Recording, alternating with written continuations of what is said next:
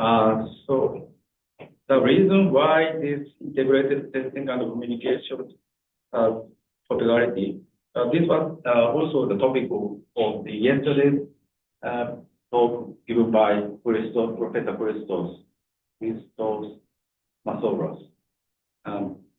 Yeah, and recently the high frequency waveform, millimeter waveform, is used for is considered to be used for the wireless communication.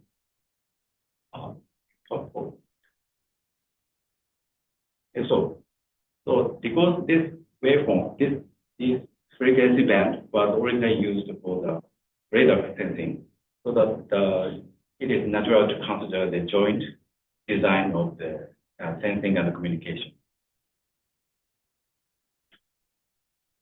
This figure also was used yesterday also, and this figure shows the usage scenario of IMD 2030, and currently the 5G technology is used, and there are three. This inner triangle is the target for the IMD 2020. Then there are three targets: massive communication, extended, maybe a fast communication, wide broadband communication, and massive communication, and low latency communication or high reliability communication. And so into 2030. So the integrated sensing and communication is included in a new target or new scenario usage. And there's a theoretical background for the ISAC. Instead, so assume that we give our bandwidth, and if we use the sensing and the communication in separately, we can achieve this performance. This figure shows the performance of the sensing and communication in terms of capacity. If you use the art channel separately, we only can achieve this much, this linear line. But if we consider it we consider sensing and communication jointly, then we get the better performance. And in the paper, this paper shows gives 10 challenges, 10 open challenges. But among them, there are three theoretical challenges. The one is, what are the information theoretic limits of ISAC system? The second is, how much channel information can be inferred from the sensor region? And third is, how could we quantify the integration and potential gain? I think they are not the all. There are many other theoretic programs in the ISAC program. So let me give some very, very simple idea about what is the radar and what is communication. Assume that we give y equal hx plus z. Y and x and z are vectors, and h is a matrix. And in radar case, x, the transmitted signal, y is the received signal. They both are known in radar system, and we want to estimate h. But h is not the final target. From h, we have to detect. The first question is, there exists object one. It's a hypothesis testing. The object may not be there, or there are many objects, more than one object. So this is the most important aspect of the radar. The second is to detect the range, distance to the object, near or far. The third is the Doppler shift. It gives the moving speed of the object. Mainly, the first question is the most important. Second is the frequency.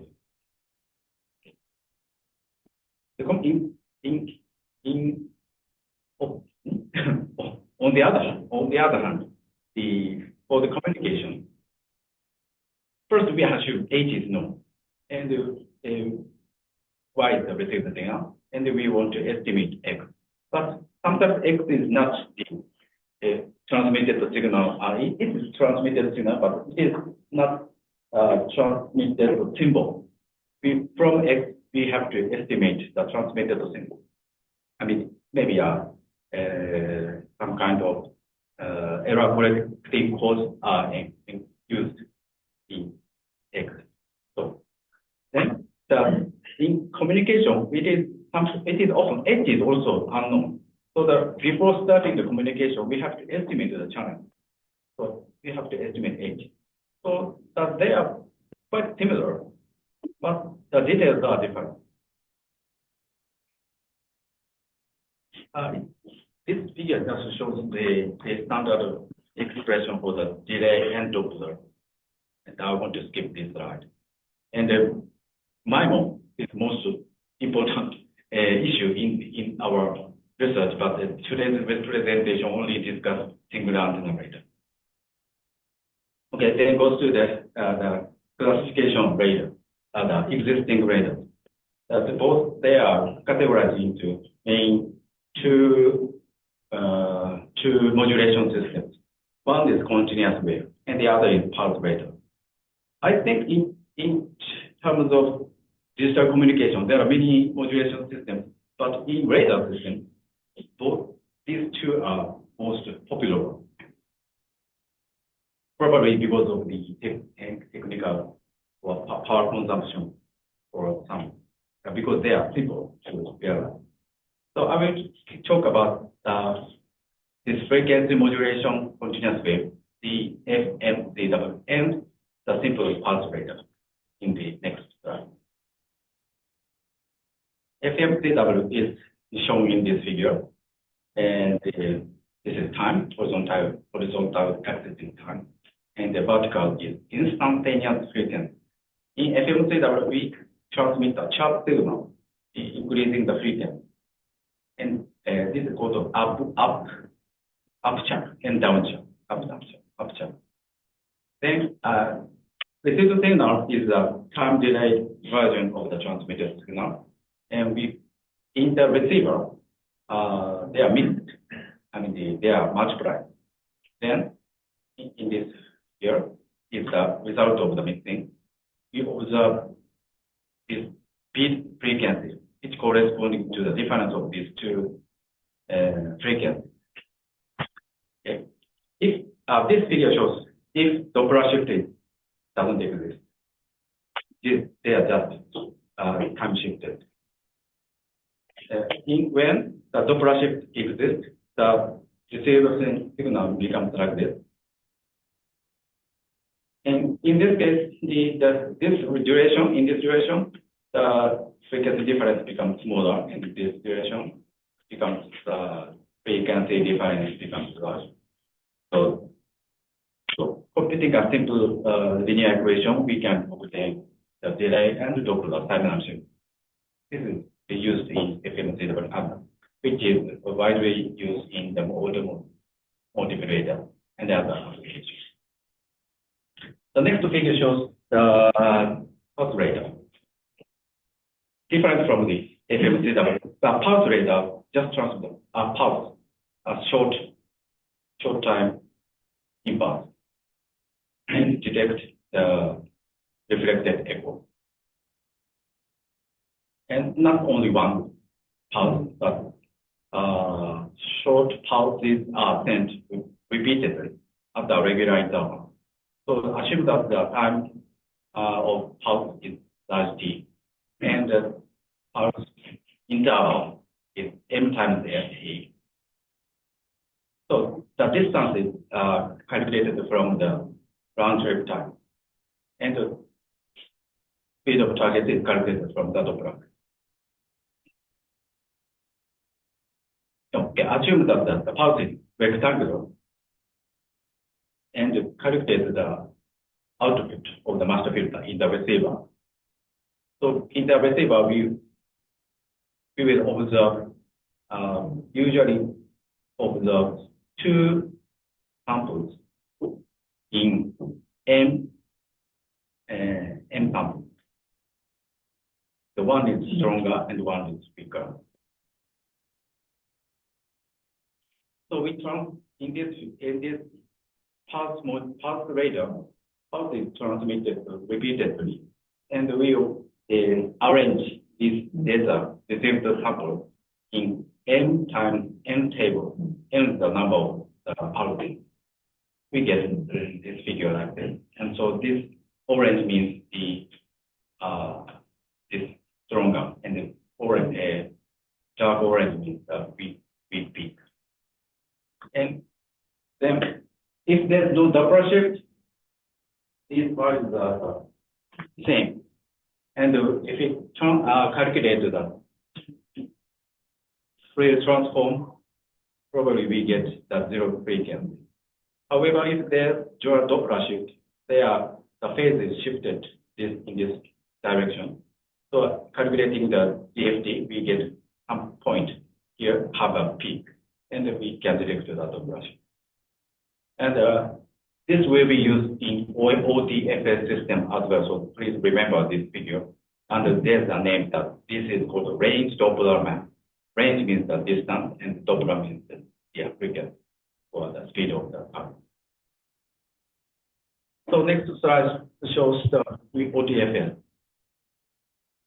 And first we review the OTFS system, and then we will describe unsatisfactory aspect of OTFS. 日本語で OTFS を勉強していくといろいろ不満な点が、なんていうかよくわからない点が増えてくるので、ちょっとそれについて述べたいと思います。不満を述べたい。はい、すみません。I'll go back to English. The OTFS system was proposed by Hadani and Lucky. And they appeared in this conference paper, but the patent was already issued. And it is called resistance to Doppler shift and outperforms OFDM in a high mobility environment, and good for radar application. So that so they can use both radar and communication, so that it's a candidate of waveform or ISAC. The special feature is that data in OTFS is allocated in the Delay-Doppler domain, which is in contrast to the OFDM system, where the data is allocated frequency. So I will use 15 minutes or 20 minutes to explain this OTFS. Okay, so let's becauseそっか。山本先生は、村田先生がもういらっしゃるのか。すみません。Sometimes I explain in other researchers to explain what I want to do, but it is quite difficult to understand. Maybe because of my explanation is not good. So I will make another slide for this thing. Okay, go back to the definition. Let's go back to the OFDM, probably which is quite common in present communication. In OFDM, XM is the data, but it is in frequency domain, which means that the GT is the regular rectangular pulse, and this e to the power I2 by delta m t. Delta f is the subcarrier spacing, and m is the index of the frequency. So in this figure, this m is this horizontal axis, and t is the time width. This is a transmitted signal in OFDM. So the delta f times m is called the subcarrier. Okay. But this is the original definition. But this figure shows, this equation shows that the transmitted waveform is the analog signal. I mean, this t is analog value. I mean, it is continuous value. And usually this OFDM signal is implemented in digital domain. the digital version of OFDM is calculated by DFT, discrete Fourier transform, given by this equation. XM is the time frequency domain signal, and this is the DFT coefficient. So that this figure shows that instead of separating the sub-frequency, sub-carriers, it actually has this kind of small interval. This SL is transmitted in a smaller interval, where the this T over M is the sampling interval. So the right-hand side, this is the actual DFT-based OFDM signal. And the left-hand side is the original definition. This situation also happened in the OTF's explanation. The left-hand side, the original definition. This ST is this T is the continuous value, and the OFDM is one dimension, XM. The index is only M. But in OTF, M comma N is the two indexes, and N is the time shift, and M is the subcarrier. Yeah, okay. But this is also implemented in digital domain. Calculate the sample of this, give this expression. Okay. So N is the time index, M is the frequency, and calculate the DFT over M, the index M. So the signal is given by this equation, where this M over T, T over M is a smaller pulse. Okay. So we transmit this kind of signal in a OTFS system. Here, the index L is a fast time index, and N is a slow time index. Then in OTFS system, the data is located in Delay-Doppler domain. I will explain how the data is allocated for OTFS system. So we consider this SL plus MN is arranged in this direction in one dimension, and which is make a matrix according to the index. Okay. So this is first time L and the slow time N, and calculate the DFT along the N axis, this vertical axis, so that we get this expression. So this is exactly the same as the range Doppler map in the pulse radar. So which is quite similar to the pulse radar. Delay-Doppler domain can be recognized the same as the Delay-Doppler map. So to modulate the OTFS signal from data, we do this in the reverse direction. Data is allocated in Delay-Doppler domain, and so we put data here and calculate the DFT in the vertical axis, then transmit in this order. Okay. So DFT of this first line comes, the L is 0. So the first of this each row is the corresponding to this. So it is a bit complicated modulation. Okay. The relation between the TF domain and the D domain, Delay-Doppler domain, is given by this equation, which is called, okay, this expression is given by substituting the equation 1 into equation 2. We get this expression. So TF domain signal and the Delay-Doppler domain signal have this relation. But I think which is called symplectic effect. I think the name is not so important, but the more importantly, the size of the grid is different. I would like to express that in time frequency domain, this one grid, the area of this one grid equal to 1, because this is the time duration t, and this grid is 1 over t, so that the area is 1 for the TF domain expression. On the other hand, this Delay-Doppler domain, this whole one square has area 1. And why this becomes like this is because of this implementation. This is time frequency domain, but we consider this domain in one dimension. And in this kind of manipulation, so that what we get is this. It has so that this one duration of t is divided into m subintervals, so that this is m over t, and similarly this duration is delta f over n.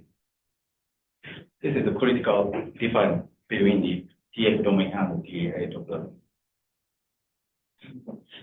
Maybe I would like to skip this kind of video. Okay, so the channel estimation in OTFS is given by this. So the data is in the Delay-Doppler domain, and the received signal is given by this expression. So the received signal in Delay-Doppler domain expression becomes this. It means H is the channel matrix. This is the phase shift, and this part is most important. XDD is K minus KP and L minus LP, where KP and LP are integral version of the delay and doppler.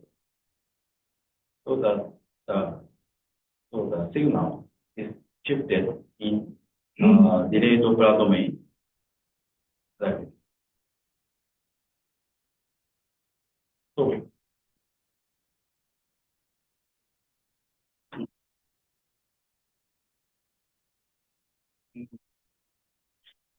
I can skip the slide, but let me give me time to explain this slide. So in using the Delay-Doppler domain expression, the ambiguity function can be calculated in Delay-Doppler domain.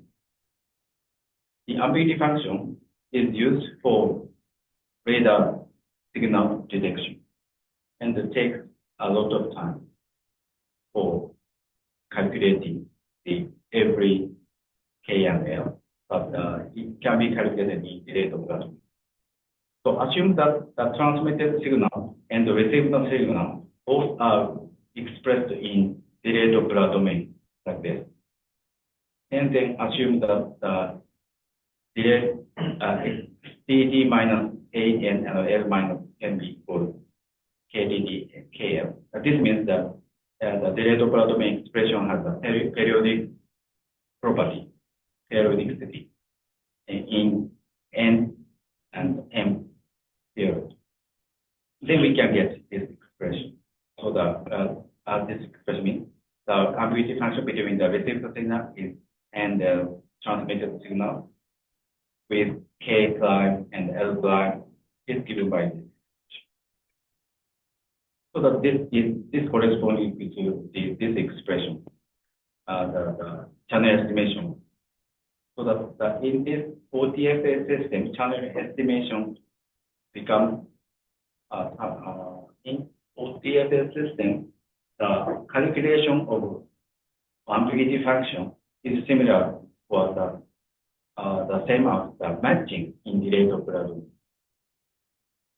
Okay, so this becomes the matching between Y and K, shifted K prime, L prime, shifted Delay-Doppler domain. The most important thing is this concise expression can be done in Delay-Doppler domain. In TF domain representation, we cannot express such a simple equation. Okay, this can be calculated in a simple just manipulation of equation. Just input just substitute the R and S, the definition of R and S, and changing the order of summation, then we get. Okay, let's go to my unsatisfactory aspect. The initial OTFS paper assumed that the pulse satisfies the bi-orthogonal robust property. However, this cannot be realized. I mean, the ideal pulse in OTFS system cannot be realized. Okay, this bi-orthogonal robust property is explained in the next slide. The second unsatisfactory aspect. In the paper, the OTFS-based radar, they transmit NM samples and receive this NM samples. But I don't know how to do this, because if we transmit NM samples, but we don't know which time we can receive and calculate the NM samples. So that I cannot understand how this can be implemented in real world communication or the radar system. The third unsatisfactory aspect is in OTFS-based radar often assumes analog carrier OTFS. I explained two types of OTFS, and the digital version is actual OTFS. But the radar system assumes analog carrier. I think that the result obtained under the assumption of the analog carrier may not be applied to DZT-based OTFS. DZT means the discrete exact chunk. Yeah, discrete version of OTFS. So in order to overcome these drawbacks, I would to consider the pulse radar based on DZT. Okay, this slide shows the bi-orthogonal robust property. GRX is the pulse, analog pulse for the receiver. GTX is the transmitter waveform, and this means that this is the ambiguity function of this, and they are equal to 0 for tau in this duration, and nu is in this duration. Maybe, I thought that it may be possible, but there's no waveform satisfying this equation. And so earlier studies, for example, this paper achieved this property, but it's not. There's no such waveform. So today, this assumption is really thin. So they go to our past research and the remaining issues. So my research was started about 10 years ago. This is 2013. We proposed this kind of transmitted signal as a Gabor division spread spectrum, and where the X and N was considered as a random number, pseudo-random number, like a SS communication, spread spectrum communication. And this equation shows that this is exactly the same as the TF domain expression of the OTFS. So two-dimensional, this is not data, this two-dimensional pseudo-random number, plus time and frequency shifted Gaussian waves. That's all. The pulse is Gaussian in our case, but in OTFS, mostly the rectangular pulse is not. So we propose the phase updating loop, PUL algorithm, to detect delay and Doppler. details out here. And the digital implementation of radar and radar application were studied by Professor Ohashi, who will have a presentation tomorrow. So there were remaining issues in about 10 years ago. One is convergence proof for the PUF, phase updated algorithm. The other is high computational cost of PUF. So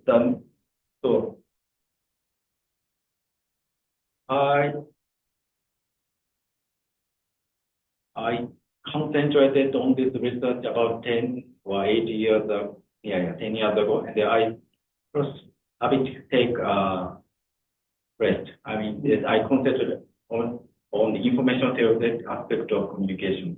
I shifted to change. And after about 8 years, the last year, I restarted this research. And I reconsidered this topic again in terms of the either communication and simultaneous communication and references. So last year I proposed the pulse radar using DZT-based GDSS signal. So transmitted signal is the digital version GDSS.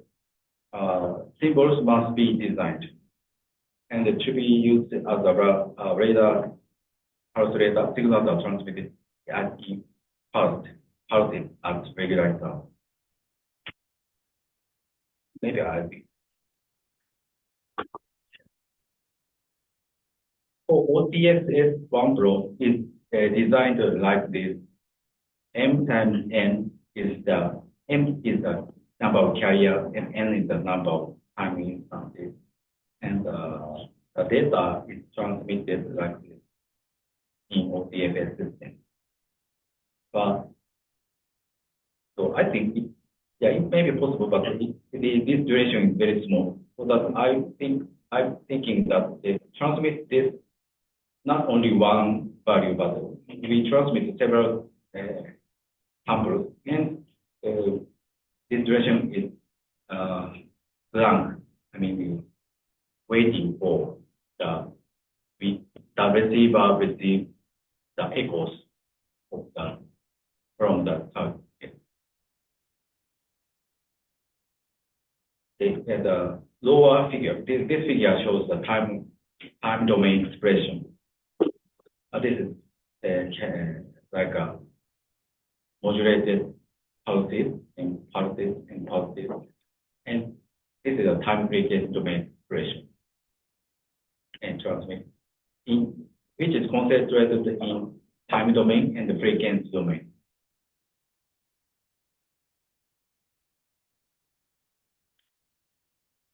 So this page shows the difference between our proposed method and the OTFS method. So please look at the upper diagram. The input signal is the received signal and the transmitted signal replica. We calculate the ambiguity function between these two signals. This can be done by sliding FFT. L times L point FFT. It can successfully give the discrete version of the ambiguity function. Then we get the integer unit estimation, and then goes to the fractional part estimation. On the other hand, in OTFS system, the received signal is given by this. So the number of samples is the same as this. L equals N times N. Then the directly calculate the DZT of this received signal and get the Delay-Doppler expression of the received signal. Then calculate the integer unit estimation and goes to the fraction part. This is what the OTFS system. The Delay-Doppler domain, Delay-Doppler estimation of OTFS. So they are similar, but probably this has more, our proposed method has more computation, and this is much simpler. I'll just explain what the sliding DMT is. we have received the signal. Received the signal comes time. So if we arrive to the received the signal, we can calculate the DFT. Because of this expression, first calculate the R times S and DFT. So it is a Fourier transform of R and S, time shifted S. So that first calculate the multiplication for each item, each element, and calculate the electrical effect to get L element. So window with slide it, and calculate the effect. So that we can get this kind of two-dimensional matrix easily. So this one is done in our system. So we will give a comparison between the existing methods, 8 and 9. The first one, calculate ambiguity function directly and on a finite, which gives increased number of computational complexity.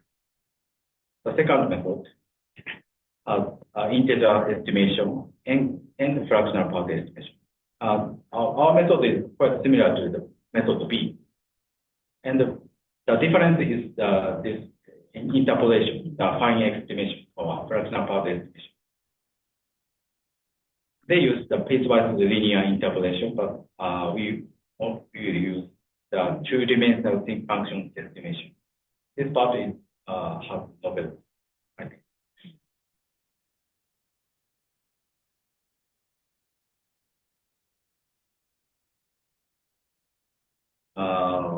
Maybe I will to explain figure, two figures first. Generate anytime n samples randomly from +n, +1 or -1, and calculate the ambiguity function. And the center of the ambiguity function sometimes becomes like this,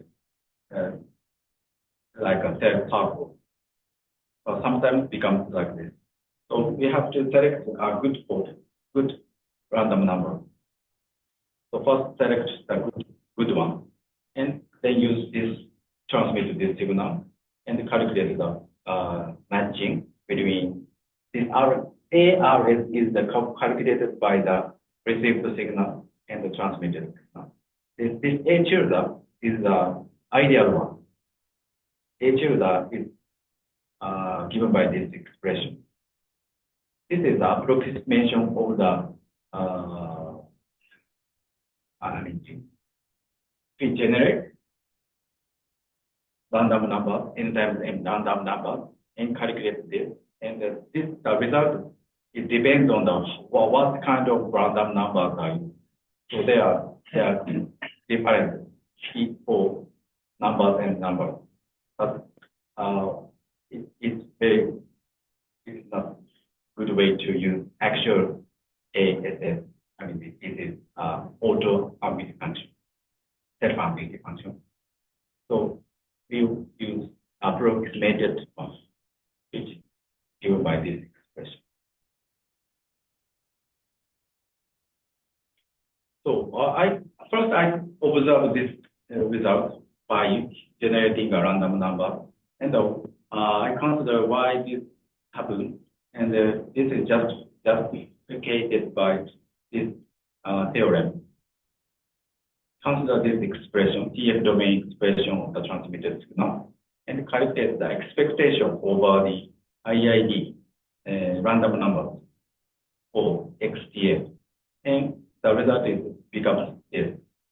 Where AGG is the wave ambiguity function of the waveform, and this Dirichlet means the Dirichlet kernel calculated by this equation. Okay, it's a summation over these numbers. So these are complex numbers, and as they take absolute value, we get these numbers. This is exactly the equation. and it can be approximated by the same function. So that we get. I have several means. The proposed method is like this. Before starting this the procedure, we have to select a good code. We have to find some good code with good ambiguity function. And select suitable threshold. And first calculate the integer version of the ambiguity function and find the L and K which are beyond more than the threshold. And estimate the epsilon d and epsilon f, both are they are fraction part of the delay and Doppler. Then we get this L hat plus epsilon d and the K hat plus epsilon f, the delay and Doppler. The simulation results are quite good. The vertical axis shows the root mean square error of the delay estimation. The horizontal axis is now. Green curve shows the piecewise linear interpolation. Our proposed method is a blue one. Just a large difference. It improves very much. We consider as a second choice quadratic interpolation instead of piecewise linear interpolation. This gives some good result. But in this case, this right-hand side shows the root mean square of a delay Doppler shift estimation. This gives not good result for the quadratic interpolation and our proposed method. In terms of computation time, our proposed method is not good. The first step is the computation of the discrete ambiguity function. It's at 1.2 milliseconds. And the step 3 is the choice of the interpolation. These three curves. This one, the Fan estimation via matching with 2D same function as 2.23 millimeters, which is average over 10,001. And the linear interpolation and the quadratic interpolation has this much. So please look at this is microseconds, not milliseconds. It is 1,000 times less than this time. But I think sometimes because if this is allowable, this much 2 times this calculation time may be acceptable. But this is because depends on how the receiver can employ a good computational resource. And more than that, this is first implementation. So this argument is implemented in the other SciPy library, which uses quasi-Newton method. We can optimize what reduce the computational time by employing much simpler algorithm. So that kind of computational order is a future. Okay. I made possible questions. Maybe reviewer will give such kind of questions to me. First question is, isn't this a topic that has been well researched for some time? I think it is, but what we want to claim is the following. The central part of the ambiguity function can be approximated by a two-dimensional thin function. This is at least a new finding.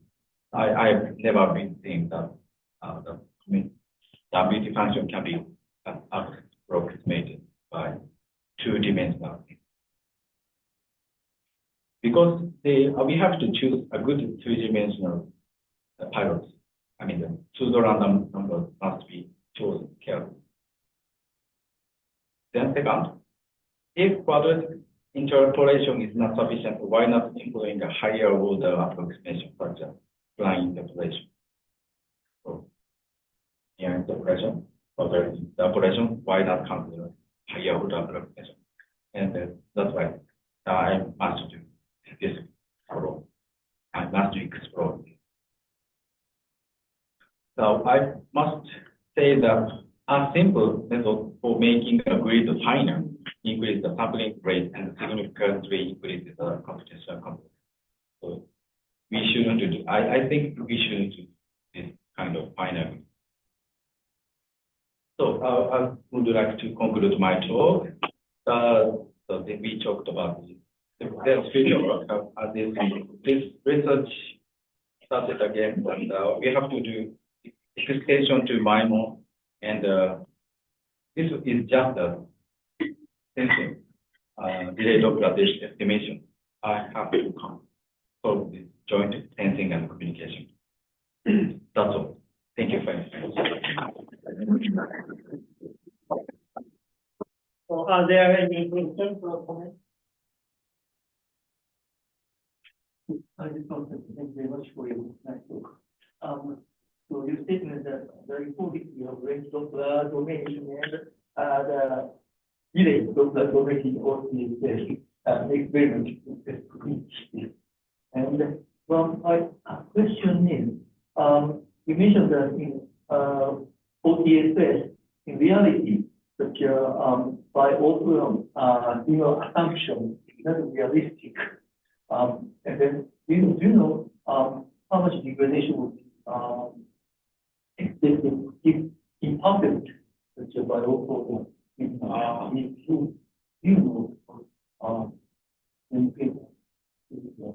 Actually, I'm not sure about how much degradation is, but based on my simulation, this is not zero actually. They have, for example, consider a rectangular part. Most people assume just get rectangular instead of using ideal part, rectangular, and this gives very much degradation. So that the researchers consider the path shaping to decrease the effect of degradation. I want to propose that the Gaussian stuff one can.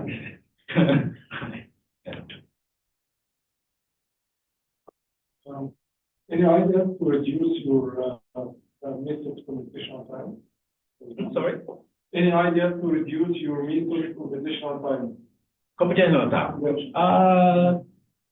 Yeah, maybe, yeah. I would consider that a very simple computation to reduce the computational time. I mean, yeah. Approximation function? Yeah, it is. It actually, okay, so go back to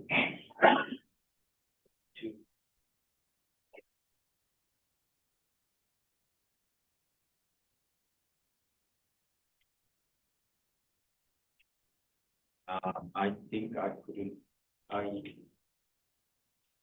yeah. So it's the matching between the RA area and the A tutor. And I used just a library to minimize, find the minimization. What we have done 10 years ago, estimation not in 2 dimensional but 1 dimension is estimated epsilon p for fixing epsilon f, and then we will go to estimation from f and also estimation, which is probably good, and it is quite simple.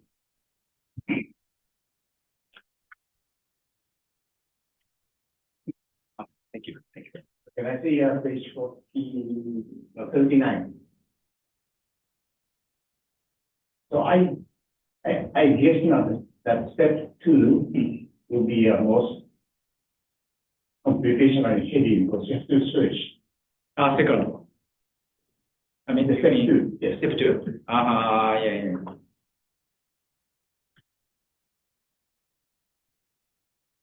Step two.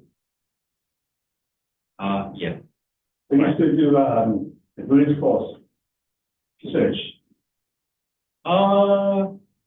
Yeah, but I'm thinking that this ARF is calculated each one row by one row. So if after observing or after gathering n times n samples, we have to do the exhaustive search. But at one time, we have to find, we can find not maximum, some candidate which exceeds the threshold. So that's the point which I would like to emphasize. Because you can replace that part by subspace technique and DOA detection. Thank you. Yeah, I want to consider the subspace technique. Yeah. And also, can I see page 43?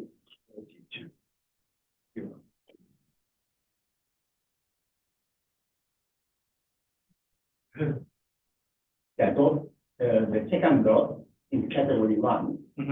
I suppose that delay component or tab position is a fractional of the sampling period, and then the problem will be much more difficult. Not integer, multiple integer, multiple integer, but fractional. Yeah.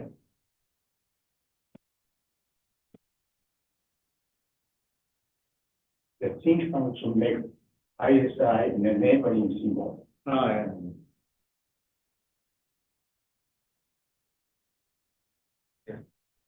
So maybe I didn't understand your question.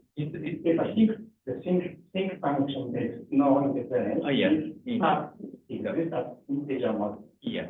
Right? But fractional point makes additional Yeah. Right. independence in the symbol. Yeah. Yeah, I know that point, and I will want to study that point. Yeah. Any other questions?